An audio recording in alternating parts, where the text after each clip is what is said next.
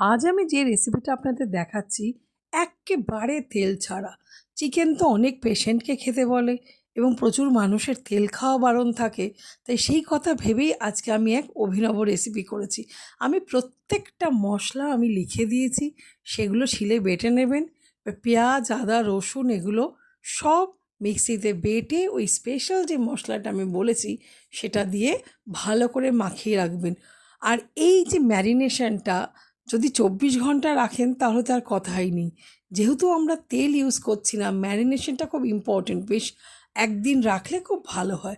তারপরে দেখুন একটু পুড়িয়ে নিলাম কেন জানেন? তাহলে একটা সেই তন্দুরি স্মেল আসবে। এত সুন্দর গন্ধ বেরোচ্ছিল যখন আমি রান্না করছিলাম। আপনারাও করুন, দেখবেন এই সুন্দর গন্ধটা আপনারাও পাবেন। ভীষণ ভালো স্বাদের একটা রেসিপি, করতে একদম ভুলবেন না। আর খেতে আহা লাজবাব।